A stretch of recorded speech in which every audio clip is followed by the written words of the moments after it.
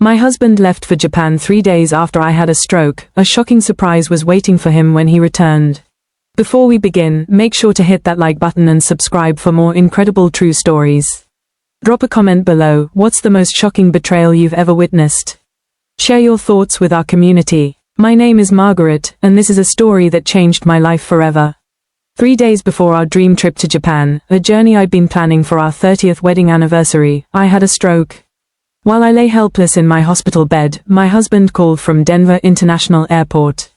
"The cancellation fees are too expensive," he said. "I'm going anyway." That phone call set in motion a plan he never saw coming. It happened on a Thursday morning in our suburban Denver home. I was making Robert's favorite breakfast, blueberry pancakes with maple syrup, when the world suddenly tilted sideways. The spatula slipped from my fingers, clattering onto our granite kitchen island as a strange tingling sensation crept up my left arm like fire ants marching under my skin. "Robert," I tried to call out, but my voice came out thick and garbled, like I was speaking through molasses. My husband of 30 years was upstairs in his home office, probably on another video call with his consulting clients. The left side of my face felt heavy, drooping, and when I tried to smile, only half my mouth responded. I managed to grab my iPhone from the counter with my right hand, my fingers trembling as I dialed 911. The dispatcher's voice seemed to come from underwater as I struggled to explain what was happening. "Mom, we're sending paramedics right now. Stay on the line with me." Robert appeared in the kitchen doorway just as the EMTs burst through our front door.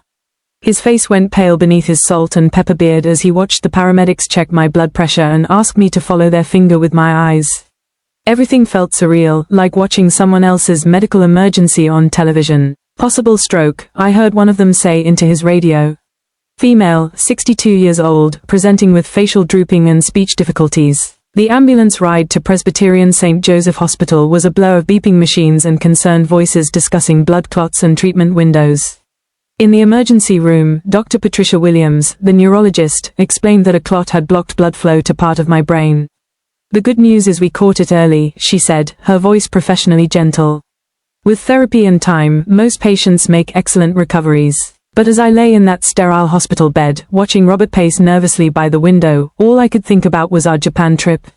For 2 years, I'd been saving every penny from my job at the Denver Public Library, researching temples in Kyoto, planning our stay in a traditional ryokan, dreaming of seeing Mount Fuji at sunrise. This was supposed to be our celebration of 3 decades together. Now, with half my face refusing to work properly and my words coming out slurred, those dreams felt as distant as the cherry blossoms I'd hoped to see in full bloom. My phone buzzed on the hospital bedside table 3 days later. Robert's contact photo, the one I'd taken of him last Christmas morning, grinning beside our tree, lit up the screen. I fumbled for it with my functioning right hand, hope flickering in my chest despite everything. "Hey, Maggie," his voice came through tinny and distant. I could hear airport announcements in the background, the mechanical voice calling passengers to boarding gates. My heart sank before he even started explaining. "About the Japan trip," he continued, and I heard that particular tone I'd learned to recognize over 30 years, the same one he'd used when his business partner embezzled money from their firm, when he'd maxed out our credit cards on his failed cryptocurrency investments, when he'd explained why we couldn't afford the house renovation I'd been dreaming about. "We'll have to postpone, of course," I managed to say, the words thick in my mouth but clearer than they'd been days ago. "When I'm better, we can rebook for next spring. The cherry blossoms will be even more beautiful then." There was a pause that stretched too long, filled with gate announcements and the distant hum of travelers. In that silence, I heard everything I needed to know. "The thing is, Maggie, the cancellation insurance doesn't cover pre-existing conditions, and your stroke, well, technically that might be considered pre-existing because of your blood pressure medication." His words came out in a rush, like he'd rehearsed them. "We'd lose the entire $15,000. So I called my brother Mike, and he's flying out from Phoenix to meet me. It would be a shame to waste the money, you know. You're going to Japan without me." The words came out clearer than anything I'd said since the stroke, powered by pure disbelief. "Just this once, Maggie. When you're feeling better, we'll plan another trip. Maybe somewhere closer to home." The line went dead before I could respond. I stared at the silent phone, my left side betraying me almost as thoroughly as my husband just had. 30 years of marriage, and he was choosing cherry blossoms over my hospital bedside. But Robert had made one critical mistake. He had no idea who he was dealing with, or what kind of woman he'd just awakened. I had one phone call to make, and it wasn't to beg Robert to stay. With trembling fingers, I dialed my younger sister's number. Madison Martinez, came the crisp, professional voice of Denver's most successful divorce attorney. Maddie, it's me, I said, my voice shaking with rage and hurt. I need my sister, not my lawyer. But I have a feeling I'm going to need both. Madison arrived at Presbyterian St. Joseph within the hour, her red BMW pulling into the hospital parking garage like a bat out of hell. At 55, my baby sister had built a reputation as the attorney you called when you wanted to destroy your ex-husband's life legally and thoroughly.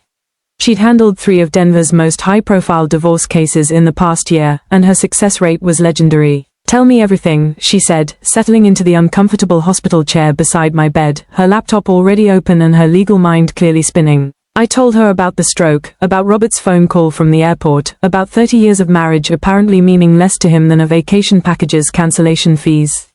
Madison's expression grew darker with each detail, her green eyes flashing with the same fury that had made opposing attorneys fear her in courtrooms across Colorado. Margaret Elizabeth Thompson, she said, using my full name like she had when we were kids and she was about to get me in trouble. You're not going to believe what I'm about to tell you, but I've been waiting for this phone call for 2 years.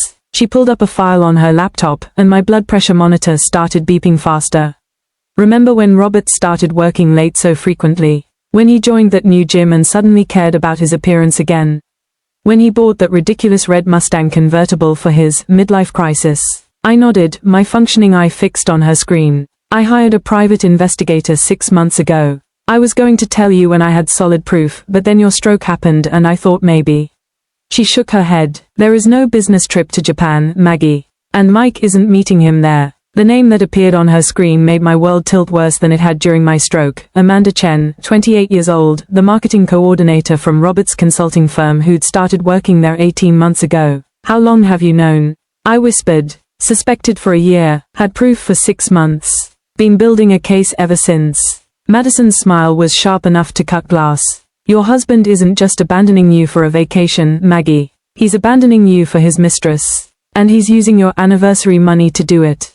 Madison opened her laptop wider, revealing a presentation that would have made FBI investigators proud. Look at this, she said, clicking through carefully organized evidence that made my heart rate spike dangerously. Credit card statements showed charges from high-end Denver restaurants I'd never been to, places like the Capitol Grill and Garden Grace, with bills for 2 that exceeded our usual monthly grocery budget. There were purchases from Victoria's Secret, charges at a luxury day spa in Cherry Creek, and hotel bookings at the Four Seasons downtown for afternoons when Robert claimed to be meeting clients. Here's where it gets interesting, Madison continued, her fingers flying across the keyboard. Amanda Chen's social media activity. She may have kept her relationship status private, but she couldn't resist posting photos. The images that filled the screen were like daggers to my heart. Robert and Amanda at Red Rocks Amphitheater, her perfectly manicured hand resting on his chest. The 2 of them at a Broncos game in seats that cost more than my monthly salary. A cozy dinner photo from what looked like a romantic evening at Mizuna, one of Denver's most exclusive restaurants. But here's the smoking gun, Madison said, clicking to a new folder. Flight confirmations, hotel reservations, and itinerary details that our PI managed to access through Amanda's email. The Japan trip wasn't a desperate attempt to salvage lost money. It was a carefully planned romantic getaway that had been booked months in advance. The traditional ryokan in Kyoto that I'd researched and dreamed about, Robert had reserved it for himself and Amanda. The sunrise helicopter tour over Mount Fuji that I'd circled in every travel magazine, they were taking it together. Even the cherry blossom viewing spots I'd marked on my hand-drawn Tokyo map were part of their itinerary. He didn't just steal your anniversary trip, Madison said quietly. He stole your dreams and gave them to another woman. The machines monitoring my vital signs began beeping rapidly as my heart rate soared. A nurse appeared quickly, checking my readings with concern. Everything okay in here? Just processing some information, I managed to say, though nothing felt okay. After the nurse left, Madison squeezed my good hand. What do you want to do about this, Maggie? I looked at her with my one fully functioning eye, and for the first time since my stroke, I felt truly powerful. I want to show him what a real shock feels like. The beauty of Robert's predictable nature was that 30 years of marriage had taught me exactly how his mind worked. He always took the path of least resistance, always assumed he was the smartest person in the room, and always believed his charm could smooth over any consequences. This time, he was wrong on all counts. Robert called me from Tokyo 2 days later, his voice filled with forced enthusiasm and what sounded like several bottles of sake. Maggie, sweetheart, you should see this place. Mount Fuji is incredible, and the cherry blossoms are in full bloom.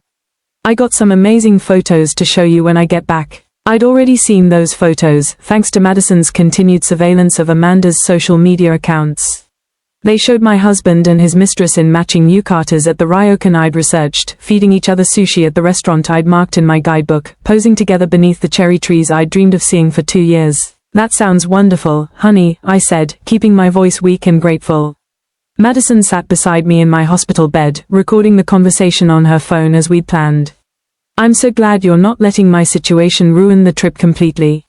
How is Mike enjoying Japan? Oh, he's having a great time. The culture here is so different from Phoenix, you know. We went to this incredible temple yesterday in Kyoto. I'd seen the photos from that temple visit too. Mike was nowhere to be found, but Amanda looked radiant in a red kimono as Robert helped her feed the sacred deer in Nara Park. I can't wait to hear all about it when you get home, I continued, injecting enthusiasm into my recovering voice. When do you land again? Thursday evening, United Flight 882 gets into Denver International around 7:30. I should be home by 9. Madison made a note and nodded approvingly. Perfect, I said. I should be discharged by then. Maybe we could order Thai food from that place you love and you can show me all your photos.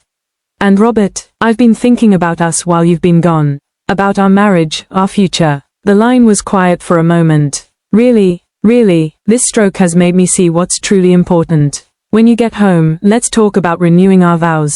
Maybe we could even plan another trip together, just the two of us. That sounds great, Maggie. I love you. I love you too, I lied smoothly, the words tasting like poison in my mouth. After hanging up, Madison grinned at me with fierce pride. Oscar-worthy performance, sis. He has no idea what's coming. Oh, he'll find out soon enough, I said, my speech clearer and stronger than it had been since the stroke. Thursday can't come fast enough. We spent the next 2 days making final preparations, positioning ourselves perfectly for the confrontation that would reshape the rest of my life. I was discharged from Presbyterian St. Joseph on Thursday morning, officially cleared to return home with outpatient therapy scheduled. My speech was nearly back to normal, though I still had some weakness on my left side. More importantly, my mind was crystal clear and focused on the task ahead. Thursday evening arrived with Colorado's typical spring chill, a sharp contrast to the cherry blossom paradise Robert was leaving behind. Madison and I sat in her red BMW in the cell phone lot at Denver International Airport, watching the arrivals board on her phone app. United Flight 882 from Tokyo was on time. Robert had no idea that his wife and sister-in-law were waiting to welcome him home. You sure you're ready for this? Madison asked, squeezing my hand. I've never been more ready for anything in my life, I replied, surprised by how steady my voice sounded. We drove to our house in Highlands Ranch, the house I'd helped buy with my inheritance from Grandma Rose, though Robert had conveniently forgotten that detail over the years. The warm yellow light from our front porch illuminated the perfectly manicured lawn Robert was so proud of, the flower beds I'd planted and maintained, the life we'd built together that he'd just thrown away for a young woman and a cherry blossom vacation. At 9:15, Robert's red Mustang convertible pulled into our driveway.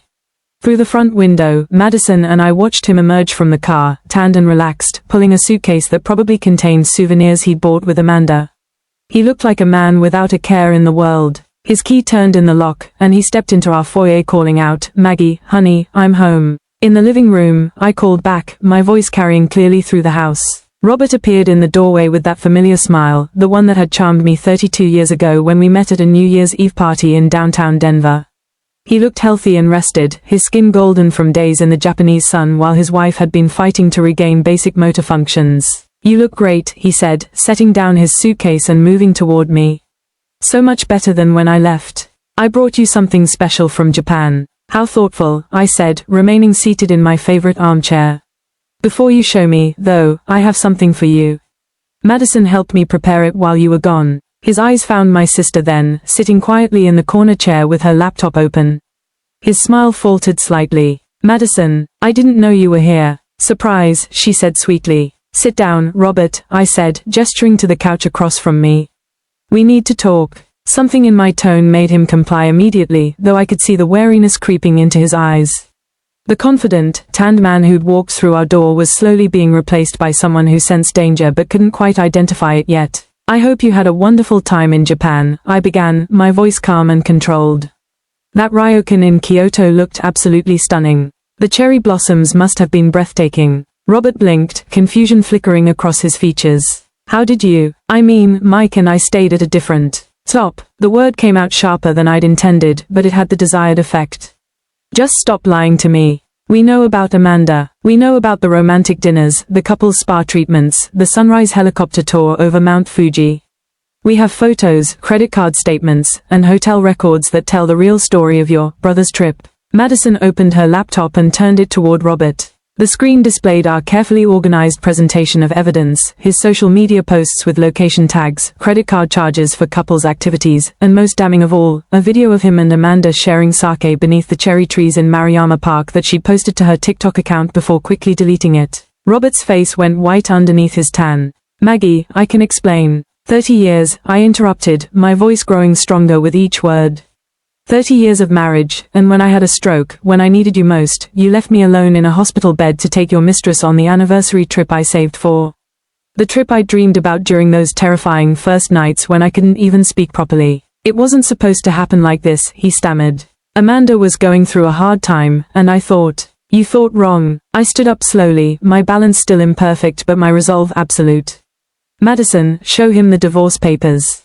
My sister smiled as she handed Robert a thick manila envelope. Filed this morning, she said with professional satisfaction. Colorado is a no-fault divorce state, but adultery does affect asset division, especially when the cheating spouse uses marital funds for his affair. Robert's hands shook as he opened the envelope.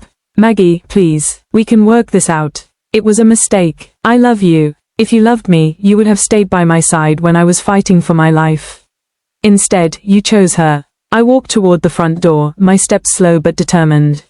You have 1 hour to pack whatever you can carry. Everything else will be handled through our attorneys. Where am I supposed to go? He asked, his voice cracking. I paused at the door, looking back at the man I'd wasted 30 years loving. I honestly don't care, Robert. Maybe Amanda has room on her couch. After all, she seems to be good at sharing. She broke up with me, he whispered. On the plane ride home.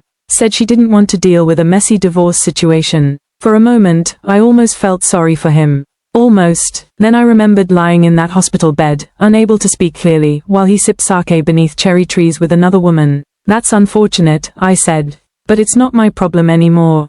6 months later, I'm writing this from my new downtown Denver loft, just blocks from the library where I work. The divorce was finalized last month. Robert kept his Mustang and his 401k. Everything else came to me, including the house that was purchased with my inheritance.